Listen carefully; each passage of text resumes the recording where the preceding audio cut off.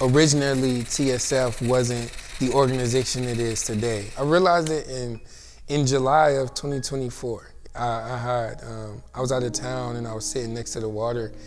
It was in that moment where I started to feel the weight of what the Sparrow's Fortune really had turned into, and what it still can be. And that was kind of a epiphany moment where I just stood still and I seen all of the people that we had impacted, and I didn't realize what was happening at that point.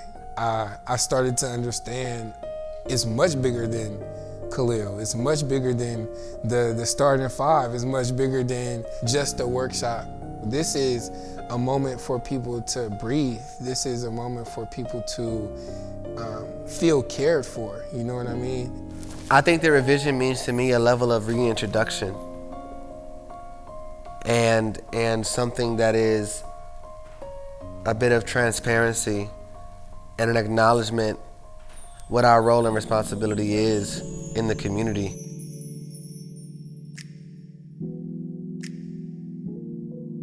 So when the Sparrow's Fortune was first created, there were a lot of business people who ultimately were exploiting poets. Poetry is the afterthoughts, poets are the afterthought. So they would rather pay the DJ, the host, the venue, the caterer, everything else, and they want poets and they want to give us $20, $25. And it's like, no. There was a hole that needed to be filled in the community. There wasn't enough of resources at that moment in time to really give back to the craft for the Cleveland community. I feel like there was a large lack of love for the art form itself. There were performers, there were places to perform, but there wasn't a cohesive place where performers had a platform to have ownership over their artistry. Khalil reached out to me after we had done some work together, and then I already knew some of the others. But there was a moment where we were all kind of together, and Khalil was like, this should be something that we do. And having experienced or been exposed to other poetry groups, I'm like, Cleveland needs one now. We had this whole thing, this whole scheme.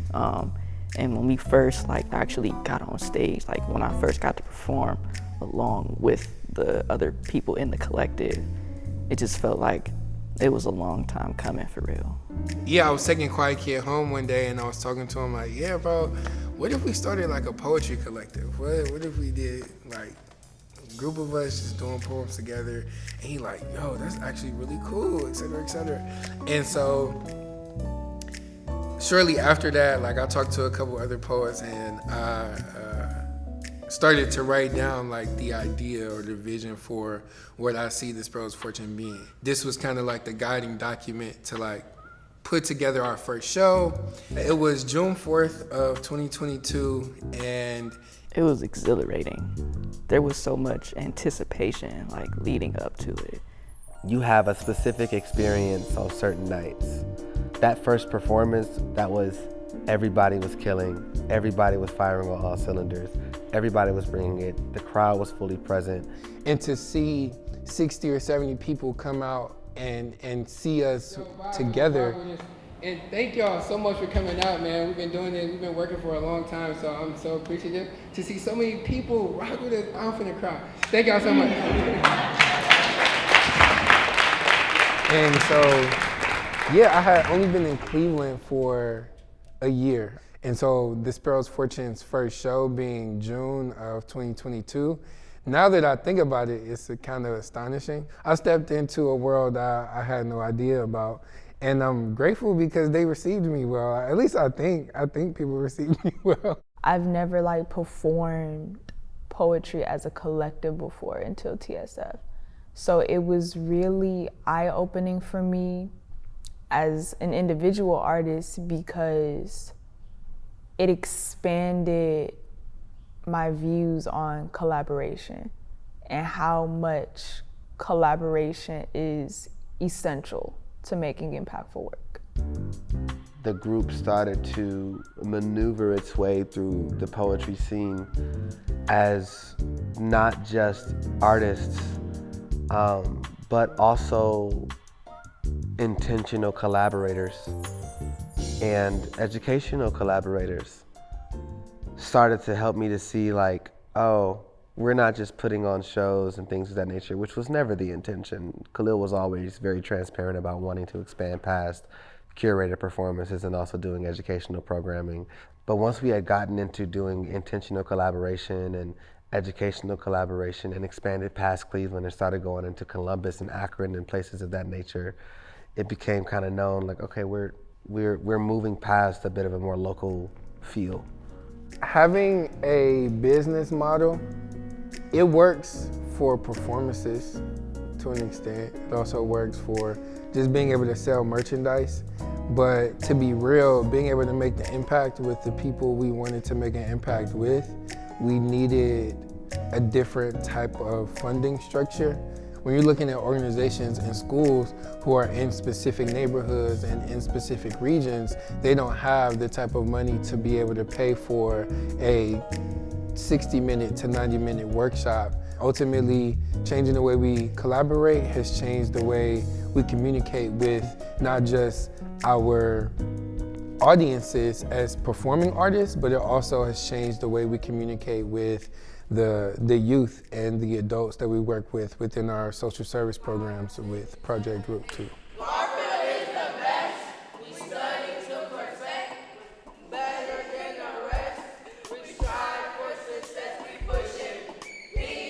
Project Root is project realizing our own talents.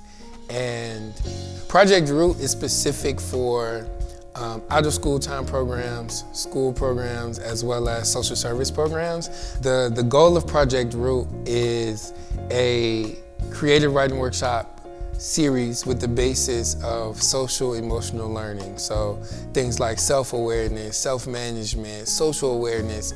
Working with young people, we have a little bit more fun activities where we might draw and paint certain things and have conversations about, oh, what does this color mean to me? And with older people or with adults, Project Root is a place where we think of it as artistic conversion. The goal of it is for individuals to realize their own talents and ultimately begin to express themselves beyond what we do with them. I walk these streets with my head held high, not a single question of why or who am I. The color of my skin is just a shade from the sun. At school, concert, or events, we all unite as one. Our hands build futures while our words hold weight. Our words hold weight. In this equal space, we all hold our own fate. My number one value and belief is letting people speak. But allowing people to speak, this might be the only time this 11-year-old gets a chance to say what she needs to say. This might be the only time this 54-year-old man has been able to express himself. I think it's unique in Cleveland specifically because it's not something that's being offered with spoken word right now. I don't think people realize how young the Sparrow's Fortune are in age demographic, but we have people on the team as young as 22, 24 years old. You have a different vigor, a different adrenaline, I think, when it comes to actually getting the work done. The youth always do, and identifying the lack. Whereas sometimes the older demographic is fine where things are at. They'll leave things where they are at. They won't look for the problems. They kind of try to coast. This is not a group that coasts. This is a group that goes, oh, is there a literacy deficiency in the city of Cleveland? Spoiler alert, there is. How do we address this? Are there people who feel voiceless in this city? Spoiler alert, there are. What are those demographics? How do we meet them where they are at? With Project Root, we have set demographics in mind, and then we appeal to them. With the Expressions Workshop, everybody can come, so we try to build the workshop as open and accessible as possible.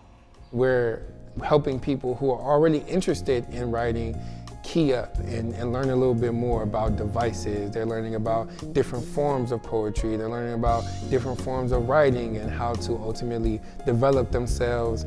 When people come to the workshops, they get encouraged to keep writing, and then they come back, and then sometimes they'll work on a poem that they did last time, or they'll do a new poem that's different than maybe the poem that they did before. They can be around other poets that are learning how to be poets and learning how to express themselves honestly. We always have to make sure we're being empathetic first, because we don't know what people are bringing with them when they come to a workshop.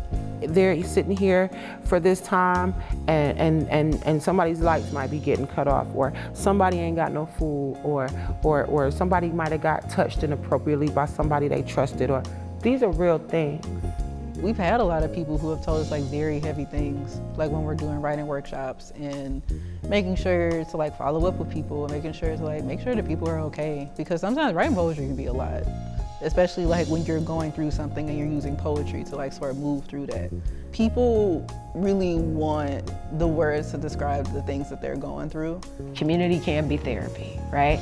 And so this offering of space, like we do workshops, but also make it a potluck. And so it's like now we're bringing food, now we're eating together, now we're discussing things that are outside of poetry. And yes, poetry might be the base, it might be the center point, but they open up the conversations to realer things, to who is in pain, why?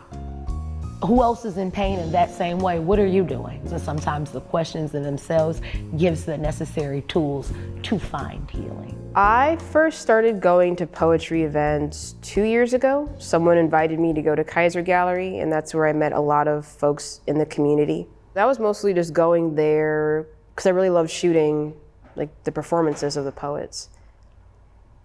But then it got to a point for me where I was like, if you're gonna be in a community, I feel like be in the community.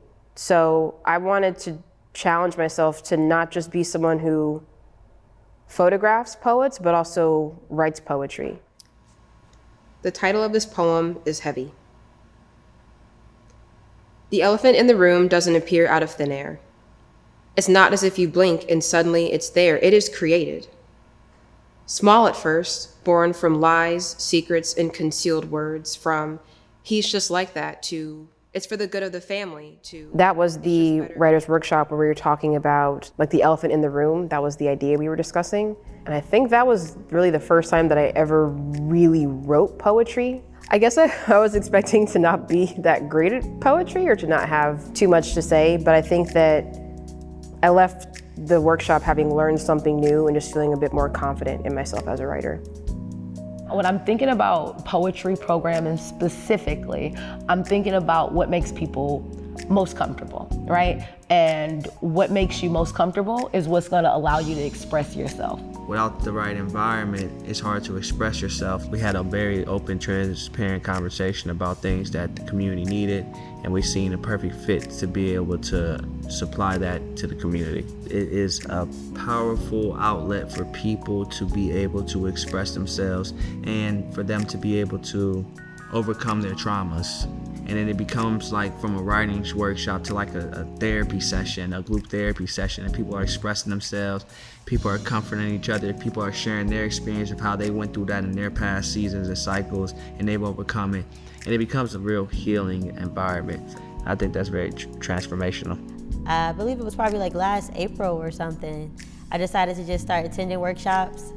I guess what surprised me the most was the community there, how supportive the community was or is. I feel like I'm a part of a family. I feel like I've known a lot of these people for longer than a year. It's nice knowing that the people that come to the workshops, they like want to be there. Like no one's forced to be there. They don't have to be here to like pass a class or like to do anything like that. People don't keep coming back to where they ain't getting nothing, to where they hurt. Being healed is when you can think about this experience that you needed to heal from and you don't really have the same connotation to it anymore. Like it's something that you found peace with, something that you've accepted and moved on from. The Bible says to cast all your cares upon the Lord because he cares for you. That means allow things to process the way they are to process and not the way you want to will them to process. That's how you heal. I kind of hope that like by the time people like get to the end of a workshop, they're like, oh, I can write poems like myself. Like, and that's like the thing. Like, the bar is you. They inspire me to try to continue writing, but just being a better poet. The expression retreat, that was essentially, that's where I introduced myself as Lady Legend. The Expressions Retreat is strictly for writers who are like trying to improve their craft. Okay, so this is a very individualized thing, and it's very much so how you can become a better performer and how you can become a better writer. I was an instructor at the first one, and they were outside, the workshop participants, and one of the girls was crying, and I wanted to, the CR and me, a teacher, I just wanted to go over there and do something, but they all gathered, all the rest of her cohort, her writing cohort, gathered around her, and they were like, what's wrong, what's going on? And she's like, this is just the best thing that's ever happened to me. And this is so good, and I like just that much joy to pull out tears in people, to have somebody literally cry from like how full they felt as an artist. Like I've felt that way before as an artist. I've cried from feeling that full, from feeling that poured into, from feeling that seen. I know what emotional state that girl was in, watching them really get poured into and watching that come out and watching those people gather around. I remember, and this was well before I was programs director, I was just an instructor, and I remember thinking these kids are doing something for real. That's actually, I say that's actually when Khalil was axing and hitting around at me working with TSF. That was one of the forefront reasons for me. I was like, they have power already and they're using it for good. It was the last day where we were sharing kind of like some of the works that we had created throughout the workshop. I almost think poetry is the healing process. Performance is the finished work of healing. Don't just leave all them poems in your notebook, baby. Come on now, child. You gotta go ahead and put that up on the stage. As an artist, when you perform, oftentimes like the crowd gives you energy that you didn't know you needed. Before you decide to love me, you should know that my heart is homegrown but more prone to pests because I am that organic. I don't mean to be pessimistic, but my light is so aggressive, even a blind person can see me. You should know that I'm actually goofy for real. The first time I performed my Before You Decide to Love Me poem, I remember getting through the poem, and afterwards I had someone come up to me crying, and I was just like, oh my goodness, this poem was like helpful to someone. Performing, it's a mutual exchange between the performer and the audience. You know, I feel like, you know, like they give energy to us, we give energy back to them. I mean, it's always great to hear the snaps and the claps, and sometimes you get a crowd that's kind of quiet, but it's not a crowd that's not engaged. Like, they're quiet because they're fully focused on you. I pick up on that energy just as much as I pick up on people hooting and hollering, you know? So I think that really fuels me to like give as much energy as I possibly can into my performance, because now that I have your attention, I want to make sure that you're hearing everything I have to say. Lately, I've been grooving to a different tune, one that gets louder when the moon comes out, right around the time that the truth comes out that I don't want to hear any more music. I'd rather find asylum in the sanctity of silence that comes when we cease to exist. And I know off rip that may sound a little bit crazy, I might sound lost, and I've been meaning to get everything back together, but the more time I spend here, the more gear I gather, the more baggage I have to carry around, the harder it is for me to keep track. If you are going to assume the mantle of storyteller, you have an artistic and a moral responsibility to challenge the world, to be intentional about the material and the writing you put forth.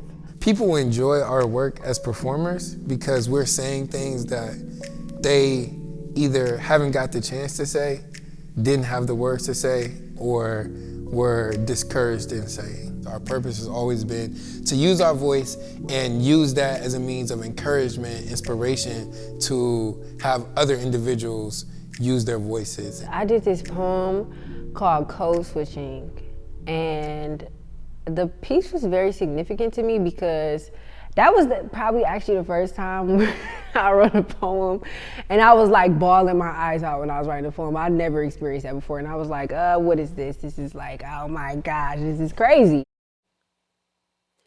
Have you ever code switched so much that you forgot your own language? To the point you didn't know which tone to go home to, didn't know which pitch to pick, didn't know which bass was actually your blueprint, didn't know which octave you actually operated on before you decided the lights were on all the time. Center stage. And you had stage fright, so insecurities was actually right. I think that being able to hear other folks sharing their stories with their writing, I feel like I want to connect with them and let them know, like, hey, I feel the same way, or I went through something similar.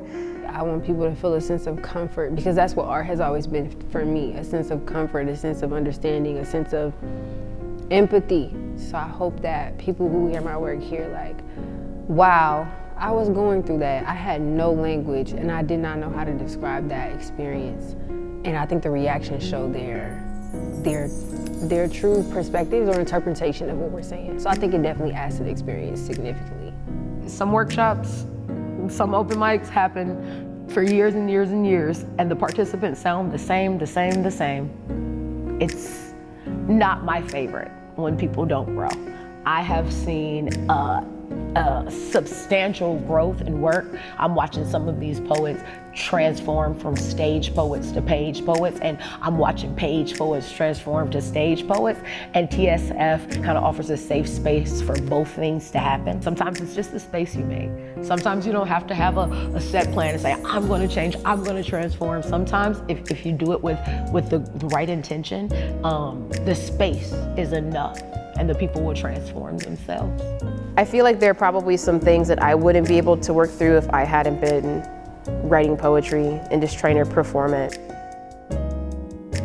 Everything that the Sparrow's Fortune does right now, today, is written in this document that was finished in December of 2021, right?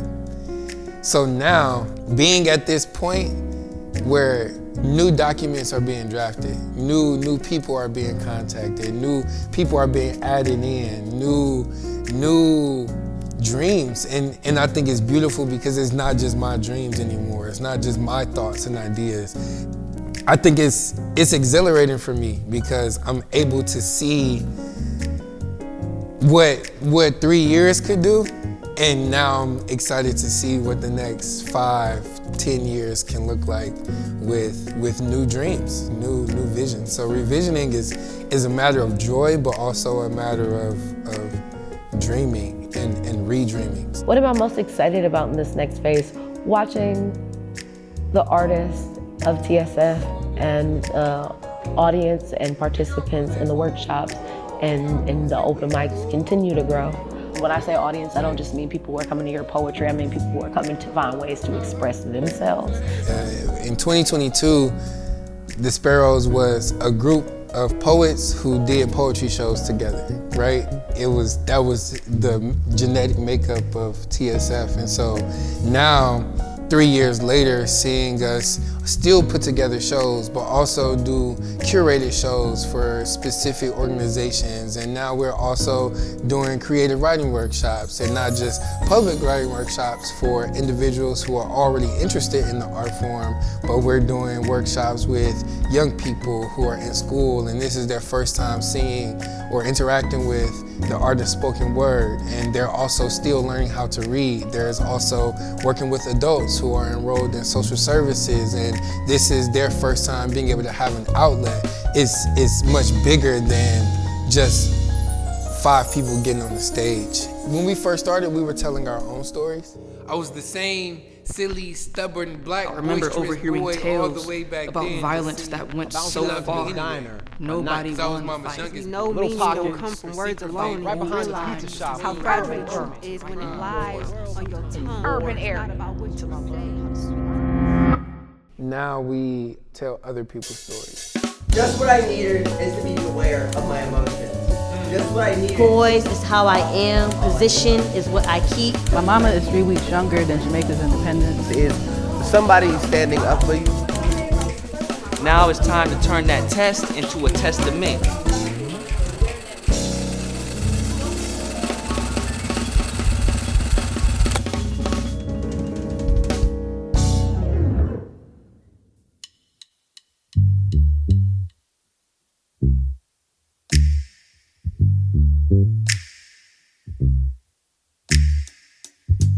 I